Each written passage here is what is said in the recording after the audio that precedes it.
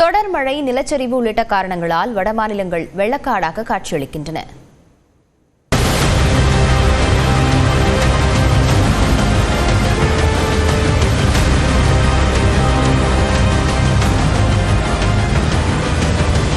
ஜம்மு காஷ்மீரில் மேக வெடிப்பு காரணமாக கொட்டி தீர்த்த கனமழையால் கத்ரா பகுதியில் உள்ள வைஷ்ணவ தேவி கோவிலுக்கு செல்லும் வழியில் நிலச்சரிவு ஏற்பட்டது.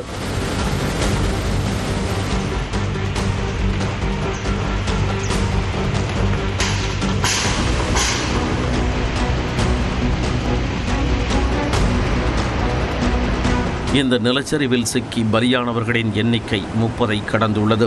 20க்கும் மேற்பட்டோர் படுகாயமடைந்த நிலையில் சிகிச்சை பெற்று வருகின்றனர்.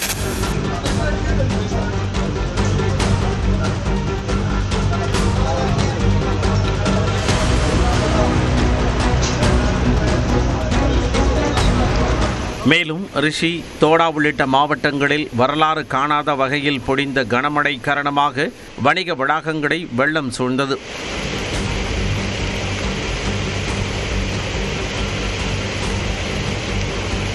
அக்னூர் பகுதியில் வெள்ளத்தில் சிக்கி தவித்த எல்லை பாதுகாப்பு படை வீரரை உள்ளூர் இளைஞர்கள் பத்திரமாக மீட்டனர்.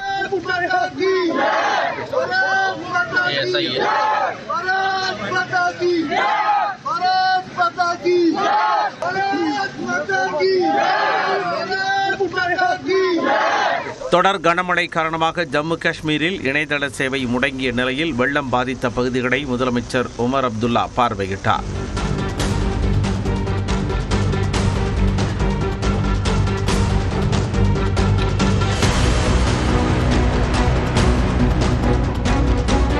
மழை மற்றும் நிலச்சரிவில் சிக்கி ஜம்மு காஷ்மீரில் மட்டும் 40க்கும் அதிகமானோர் உயிரிழந்துள்ளனர். பஞ்சாப் பதன்கோட்டில் தொடர் மழையால் ரவி நதியில் வெள்ளப்பெருக்கு ஏற்பட்ட நிலையில் மதோப்பூர் அணையின் மதகு உடைந்து காட்டாற்று வெள்ளம் போல நீர் வெளியேறுகிறது.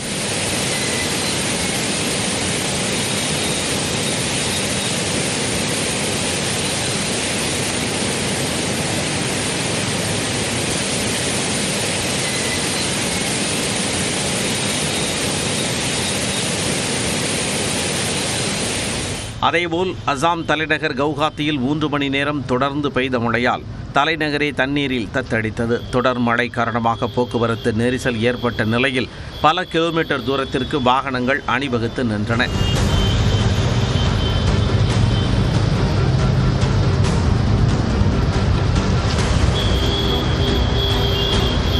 மேலும் தெலுங்கானா மாநிலம் மேதக், கம்மம் மாவட்டங்களில் கடந்த 2 நாட்களாக தொடர் மழை பெய்து வரும் நிலையில் மேதக்கை அடுத்த ராமாயணப்பேட்டையில் உள்ள மகளிர் விடுதியில் வெள்ள நீர் சூழ்ந்து கொண்டது.